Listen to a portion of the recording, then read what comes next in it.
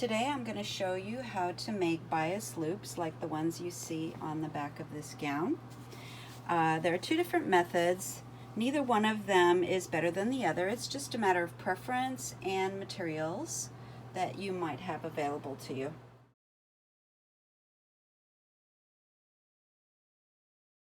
To get started on this first method, you're going to need three things. So here I have a guide. It's a magnetic guide that works well on my machine. A tube turner. It's got a little hook at the end that can help you grab the fabric. And there's what it looks like at the other end. And of course you're going to have your bias that you have folded in half and pressed. That will make it easiest to keep straight. Now you'll notice that on one end it's a little bit uneven. We could spend some time straightening that up, but in this case it's not going to matter one tiny bit, so we're not going to bother with it.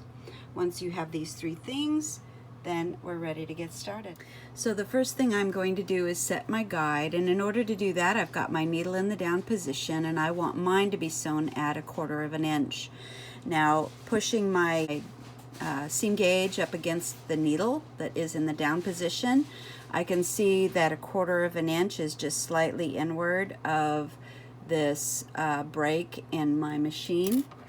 So I'm going to set it right here slightly inward, and this is going to help me guide my fabric. My fold is going to be along this edge over here, and then I'm ready to put my fabric under here. Don't ever start with your needle in the down position, because then it's going to pull your thread up and yank and tangle. So hold your thread towards the back, and then start. You don't need to back stitch on this.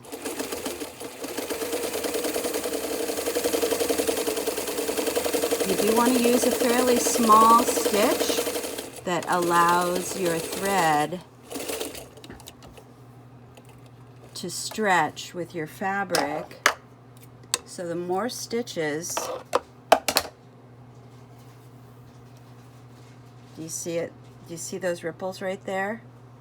That means that it's off grain in that spot. I'm going to give my fabric a stretch now and see if any of those stitches pop, and they don't. So I'm going to go ahead and turn this. First I want to trim this back because I don't need that much width or fabric inside of my tube, but I want a little bit of fabric in there because that's what's going to give my tube a little bit more fullness and give it a 3D effect. Now I could have started with a much narrower bias, that but I don't like mine to be too narrow, because then it makes it hard to stitch. And my tube turner is now going to go inside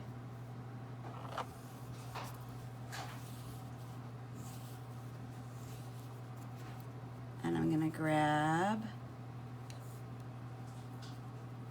the fabric close to my seam, because that will help give it some stability. Now this is the hardest part, is getting this flipped to the other side, right? I don't have any special tricks for you on that. You just have to go ahead and work it out as best you can. Pull this over the top. You can use a straight pin if that will help. Okay, so there you see I've got everything inside, and now all I need to do is pull. It pulls out to the other side.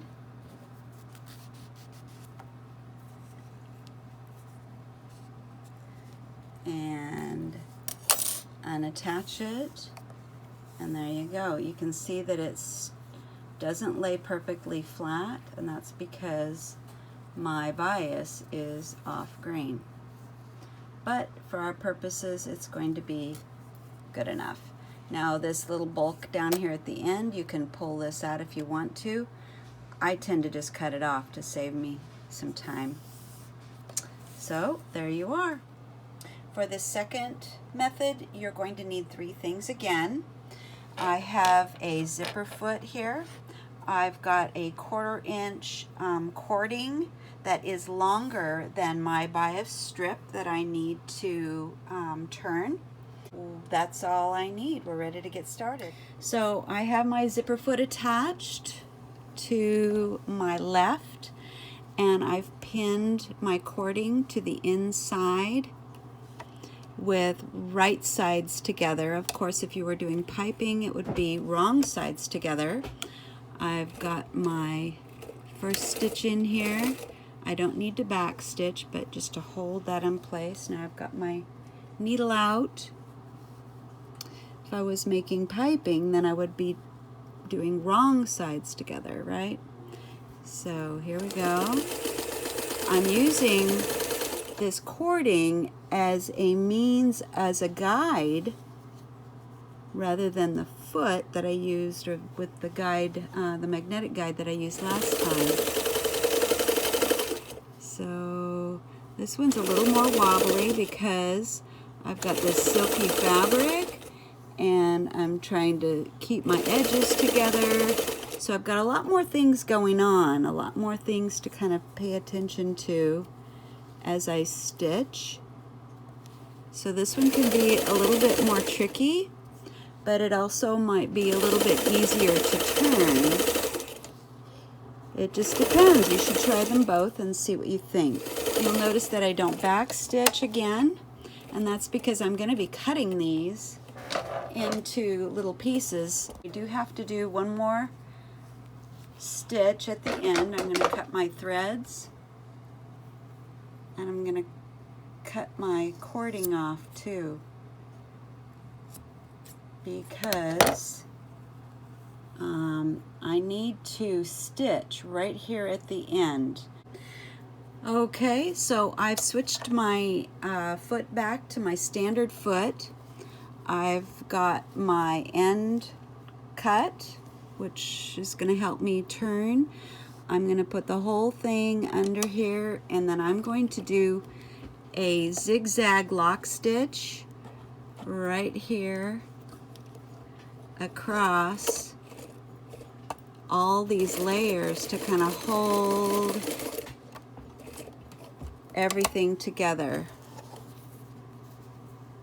just like that. So I still need to trim this edge just like with the other method before. I don't want all of that extra selvage, or not selvage, I don't want all that extra fabric inside my tubing, and with the cording it makes it difficult anyway. If you wanted it to be really fat, like as if you had cording in there, then you could keep all that extra fabric in there. So here we are, and now I'm going to just pull on my cording and try and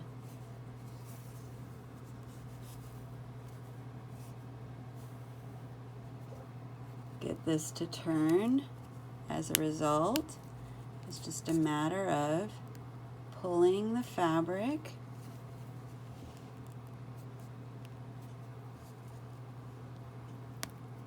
as before. I don't have any special tricks, just have to try to navigate this as best you can, and you'll feel it when it starts to glide over the top.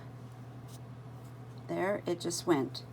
So now I can just pull on this cord and the tube will start to slide out.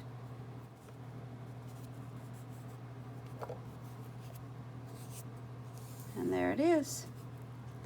There's the tubing as used by my cording, and because I stitched it at the end, it's starting to fall out already. That's okay, we're going to just cut that off, and then I can use that cording for something else down the road. In this case, it was just simply a tool that was a means to the end. And there you go. There's your tubing.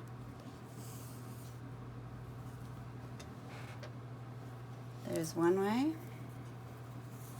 Here's the second way.